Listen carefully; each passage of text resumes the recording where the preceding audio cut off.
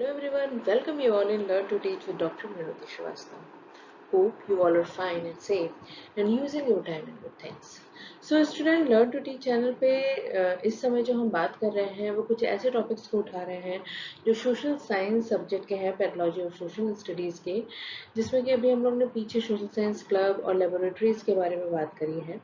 आज मैं आप लोग के लिए एक नया टॉपिक लेके आई हूँ, community resource and what is the role of community resource when we are teaching social studies to student and how community resources is useful while teaching to students। तो ये हम आज के वीडियो में जानेंगे।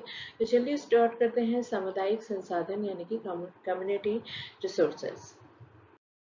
सो स्टूडेंट, वीडियो में आगे बढ़ने से पहले सबसे पहले हमें जो चाहिए वो है कि कम्युनिटी रिसोर्स के कॉन्सेप्ट को क्लियर करें। कम्युनिटी हमें पता है समुदाय होता है, रिसोर्स हमें पता है संसाधन होता है। तो सामुदायिक संसाधन एग्जैक्टली है क्या? समुदाय हमें पता है लोगों का एक समूह होता है जो एक पर्टिकुलर प्लेस पे होता है और कहीं ना कहीं वो हमारी आवश्यकताओं की पूर्ति करता है। It's a part of sociology.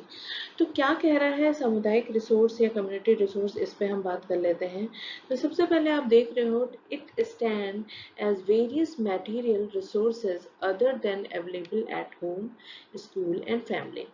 क्योंकि हमें पता है कि बच्चे का सबसे पहला जो लर्निंग स्टेज होती है या लर्निंग आप कह सकते हो एजेंट होता है, वो उसकी फैमिली होती है, देन स्कूल होता है और फिर फैमिली और होम और फैमिली होती है।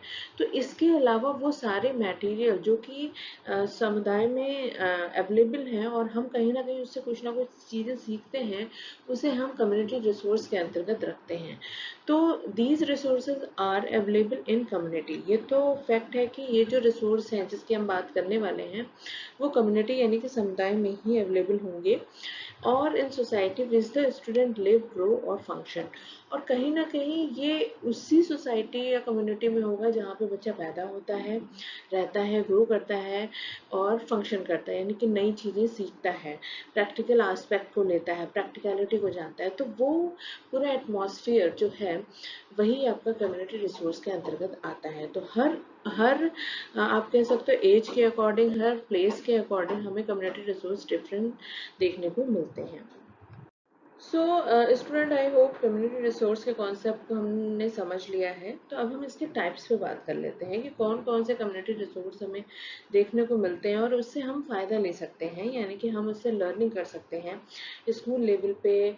बच्चों को कैसे उसकी उनकी लर्निंग को सप्लीमेंट कर सकते हैं, यानी कि बेहतर बना सकते हैं। तो there are various type of community resource है जिसमें कि मेजर आज हम बात करेंगे। तो सबसे पहला जो कम्युनिटी है रिसोर्स है वो है जोग्राफिकल इंटरेस्ट। भौगोलिक रूप से जो भी चीज़ें अवेलेबल है, रिवर है, फॉरेस्ट है, माउंटेन है, लेक है, एवरीथिंग वो कहीं ना कहीं कम्युनिटी रिसोर्स में आएगा, जोग्राफिकल इंटरेस्ट कम्युनिटी रिसोर्स में। दूसरा हम देख रहे हैं हिस्टोरिकल इंटरेस्ट। हिस्टोरिकल इंटरेस्ट में वो सारी चीज़ें आती हैं जो कि ऐतिहासिक तौर पे हमारी लर्निंग को मजबूत बनाती हैं, चाहे जितने भी मॉन्यूमेंट्स हो गए, जितने भी डॉक्यूमेंट्स हो गए, जितने भी कॉइन्स हो गए, मतलब वो सारी चीज़ें, वो सारे पार्ट जो कि एक हिस्ट्री के पार्ट होते हैं। आप मेडिवल ले लो, मॉडर्न ले लो या फिर अपना एंशंट ले लो, उन सब के जो पार्ट हैं वो कम्युनिटी रिसोर्स के अंतर्गत आते हैं। सोर्स ऑफ रिलीजियस इंटरेस्ट, जिसमें कि मंदिर है, मस्जिद है, गुरुद्वारा है, ऐसे बहुत से रिलीजन ऑर्गेनाइजेशन है जो कि हमें कहीं ना कहीं ज्ञान प्रदान करती हैं, हमारी जो नॉलेज है उसमें जो लैकिंग है उसको सुधारती है, उसको बेहतर बनाती है। Source of social and cultural interest. Source of social and cultural interest से अगर मैं बात करूँ तो इस पे आजकल हम बहुत ज़्यादा फोकस कर रहे हैं, although our government is also focusing very much on these type of interest aspects.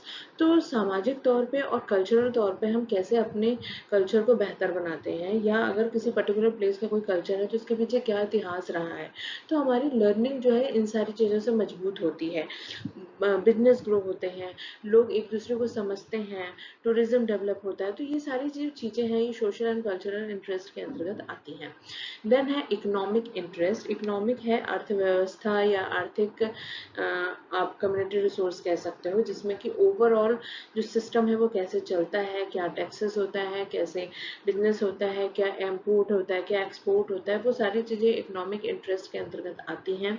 Source of scientific and technical interest, scientific and technical interest के अंतर्गत जैसा कि इसके नाम से हमें समझ में आ रहा है, वैज्ञानिक और तकनीकी तौर पे जो समुदाय में चीज़ें अवेलेबल हैं उनसे हमारी जो लर्निंग है वो कैसे मजबूत हो सकती है। और अगर मैं बात करूँ तो आज की डेट में टेक्नोलॉजी ही एक ऐसी जरिया बना है in this situation, pandemic situation, जिससे कि हम कनेक्ट हो पाए हैं, हमारी लर्निंग जो है वो कंटिन्यू हो पाई है, हमारी क्लासेस, हमारी जो भी अचीवमेंट है वो कहीं ना कहीं हम थ्रू टेक्नोलॉजी अचीव कर पाए हैं just because of this technical interest.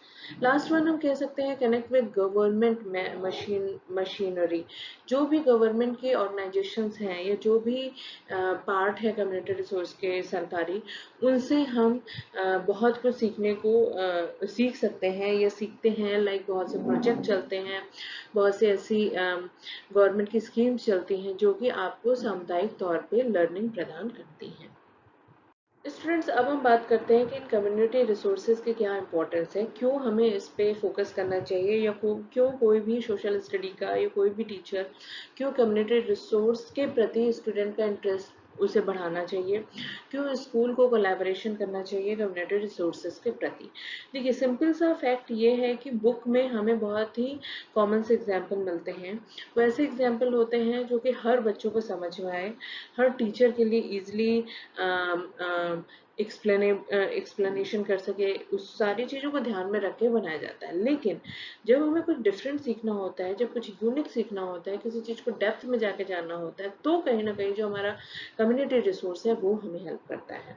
तो सबसे पहला इम्पोर्टेंट जो इसका आप कह सकते हो फीचर है वो ये है, यूनिक सोर्स ऑफ ये नॉलेज है। जितने भी कम्युनिटी रिसोर्सेज हैं वो एक यूनिक सोर्स ऑफ नॉलेज हैं। Effective teaching and learning, teaching और लर्निंग को इफेक्टिव बनाता है, क्योंकि बच्चा यहाँ पे जाके सीख सकता है, उसको और बेहतर ढंग से एक्सप्लोर कर सकता है, लोगों से बातें कर सकता है, तो वो इफेक्टिव वे हमें देखने को मिलता है। Supplementing the work of classroom teaching, yes, suppose classroom में मैंने किसी एक टॉपिक का कुछ पार्ट समझाया, बट उसका जो प्रैक्टिकल एस्पेक्ट है उसको मैं कम्युनिटी में जाके अगर बच्चों को समझाती हूँ, दिखाती हूँ या एक्सप्लोर करवाती हूँ, तो वो सप्लीमेंटिंग द वर्क है, यानी कि मेरे काम को कहीं ना कहीं उसने ईजी बना दिया, और जो थ्योरी मैंने सिखाया था उसको मैंने कहीं ना कहीं प्रैक्टिकल वे में करके दिखा दिया through community resource. All round development, because बच्चा सुनता है, देखता है, महसूस करता है, तो everything was there. Utilization of leisure time, जो भी हमारा खाली समय होता है उसको हम उपयोग कर सकते हैं एरिया ऑफ इंटरेस्ट के अकॉर्डिंग। बच्चों का अगर किसी पर्टिकुलर फील्ड में इंटरेस्ट है तो वो उस इंटरेस्ट के अकॉर्डिंग उस कम्युनिटी रिसोर्स से एंगेज हो सकते हैं, वहाँ पे अपनी एंगेजमेंट डाल सकते हैं, वहाँ पे स्किल सीख सकते हैं और वहाँ से बहुत कुछ नॉलेज ले सकते हैं। एजुकेशन फॉर इफेक्टिव लिविंग, यानी कि हमें बेहतर ढंग से चीज़ों को समझना है, सिर्फ बुकिश नॉलेज पे हमें फोकस नहीं करना है, अपना डेवलपमेंट, सोसाइटी का डेवलपमेंट एंड नेशन डेवलपमेंट पे फोकस करना है। इसलिए इफेक्टिव लिविंग तभी होगी जब हम कम्युनिटी रिसोर्स के साथ कोलैबोरेशन करेंगे इन एजुकेशन। तो ये बहुत इंपॉर्टेंट चीज़ है, और कहीं ना कहीं बीइंग अ टीचर हमें इस चीज़ पे ध्यान देना ही चाहिए कि सिर्फ क्लास टीचिंग के अलावा या स्कूल टीचिंग के अलावा हम कैसे बच्चों को रियल फील्ड से कनेक्ट कर सकते हैं और वो बेहतर एक्सपीरियंस ले सकते हैं। सो इम्पोर्टेंस जानने के बाद हम बात कर लेते हैं हम इसका उपयोग कैसे कर सकते हैं। हमने इसके फीचर्स को जान लिया, इसे समझ लिया, अब हम बात करते हैं कि स्कूल से कैसे कोलैबोरेशन करें। तो यहाँ पे दो तरीके बताए गए हैं जिसके माध्यम से हम इसके यूटिलाइजेशन को बेहतर कर सकते हैं। Bringing community to the school, समुदाय को स्कूल में लेके आना, and taking school to community, और स्कूल को कम्युनिटी में लेके जाना। बहुत ही सिंपल सा कॉन्सेप्ट है, बहुत से ऐसे तरीके हैं जिसके जरिए हम कम्युनिटी, समुदाय की अच्छी चीज़ों को स्कूल में ला सकते हैं, और बहुत से ऐसी अच्छी आप कह सकते हो कि तौर तरीके हो सकते हैं या ओकेजन हो सकते हैं जिस समय हम स्कूल को कम्युनिटी में ले जा सकते हैं। तो ये दोनों ही यूटिलाइजेशन के प्रोसेस है कम्युनिटी रिसोर्स के। तो आइए इस पर थोड़ा और बेहतर ढंग से हम समझते हैं। स्टूडेंट, पहले हम बात करेंगे bringing community to the school, यानी कि समुदाय को स्कूल में हम कैसे कैसे ला सकते हैं, कैसे हम बच्चों को ज़्यादा एक्सप्लोर करवा सकते हैं। Formation of teacher parent association, ऐसा एसोसिएशन बनवाओ जहाँ पे टीचर और पेरेंट का अच्छे से बातचीत हो सके, they can share their views, they can share their interest and all things.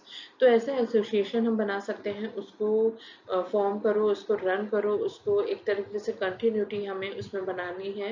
And formation of alumni association, जो एलुमनाई होते हैं किसी भी इंस्टीट्यूट के, वो एक सोसाइटी का रिफ्लेक्शन होते हैं। स्कूल के प्रोडक्ट होने के साथ साथ जब हम उसको स्कूल में दोबारा बुलाते हैं तो now they are reflecting the society. तो उन्हें पता है कि सोसाइटी की क्या डिमांड है, तो स्कूल में हम क्या क्या चेंजेस ला सकते हैं, टीचिंग मेथोडोलॉजी में हम क्या क्या चेंजेस ला सकते हैं, किस टाइप का इनोवेशन हम अपनी टीचिंग में ला सकते हैं, वो कहीं ना कहीं एलुमनाई के थ्रू हमें पता चलता है। Inviting eminent person of the society, society community से इमिनेंट पर्सन जो है, लर्नड पर्सन जो है, एक्सपीरियंस पर्सन जो है, उनको आप इनवाइट करिए, उनके लेक्चर करवाइए, उनसे बच्चों की टॉक करवाइए। Celebrating fairs, festival and national days, national days को हमें सेलिब्रेट करना चाहिए जिससे कि बच्चे राष्ट्र के बारे में बहुत सी जानकारियां लेते हैं। त्योहारों को हमें सेलिब्रेट करना चाहिए, फेयर्स लगवाने चाहिए। Organizing various social service program, समाज में क्या हो रहा है, समाज में कहाँ किस चीज़ की ज़रूरत है, इन सारे सर्विस प्रोग्राम को हमें ऑर्गेनाइज करना चाहिए जिससे कि हम कम्युनिटी को स्कूल तक पहुंचा सकें। तो ये कुछ ऐसे तरीके हैं जिससे कि हम समुदाय को स्कूल तक लाते हैं, बच्चे समुदाय के साथ इंटरकनेक्ट होते हैं, दे कैन लर्न मोर। अगर मैं सिंपल लैंग्वेज में कहूँ तो क्लास से ज़्यादा वो सीखते हैं अगर वो कम्युनिटी से कनेक्ट होते हैं तो। अभी तो हमने बात कर लिया कि कम्युनिटी को हमें कैसे स्कूल में लाना चाहिए। अब हम बात करते हैं कि स्कूल कैसे कम्युनिटी में जाए और वहाँ पे हमें कम्युनिटी रिसोर्स का फ़ायदा यानी कि लर्निंग देखने को मिले। तो organization of tour and excursion, आप ऐसी जगह टूर ले जाओ बच्चों को, स्लम्स एरिया में हम ले जा सकते हैं, किसी म्यूज़ियम में हम ले जा सकते हैं, एक्सकर्शन करा सकते हैं, किसी फील्ड विजिट करा सकते हैं, कोई पर्टिकुलर साइंस एग्जीबिशन लगी है तो उसमें ले जा सकते हैं। तो हम क्या कर रहे हैं, यहाँ पे स्कूल को इस कम्युनिटी तक ले जा रहे हैं जहाँ से बच्चे लर्न कर रहे हैं, सीख रहे हैं और चीज़ों को ज़्यादा से ज़्यादा ग्रहण करने की कोशिश कर रहे हैं। दूसरा हम देख रहे हैं कम्युनिटी सर्वे, आप सर्वे करवा सकते हो कहाँ पे किस चीज़ की रिक्वायरमेंट है। तो स्कूल एक बहुत बड़ा जिम्मेदारी अपना सकता है ऐसी जगह पे कि सर्वे करे और exactly what is the demand of that particular community, उससे वो निकाले और उसमें वो हेल्प करे। Community welfare service and activities, again जो अभी हम लोग ने बात किया, चाहे ब्लड डोनेशन कैंप हो गया या फिर स्टडी कैंप हो गया या फिर फूड कैंप हो गया या फिर किसी भी प्रकार की सर्विस से रिलेटेड जो भी वेलफेयर सर्विसेज हैं वो हमें स्कूल के थ्रू कम्युनिटी में पहुंचाना चाहिए। सो स्टूडेंट, ये आज हमने कुछ कॉन्सेप्ट जाना कम्युनिटी रिसोर्स का। It is a part of our social science pathology कि सोशल कम्युनिटी रिसोर्स कैसे हेल्पफुल है सोशल साइंस स्टडीज़ में। तो मैं एक सिंपल टर्म में ये कहना चाहती हूँ कि सिर्फ और सिर्फ कम्युनिटी रिसोर्सेज सोशल साइंस का पार्ट नहीं, it's a part of our life because social study is totally related with our life. तो हमें अपने लाइफ में कम्युनिटी रिसोर्स को कैसे यूजफुल बनाना है, ये बीइंग अ टीचर हमें अपने स्टूडेंट को सिखाना है। तो चलिए, तब तक आप अपना ख्याल रखिए, फैमिली वालों का ख्याल रखिए, मिलते हैं अपनी नेक्स्ट वीडियो में। Till then, take care and bye.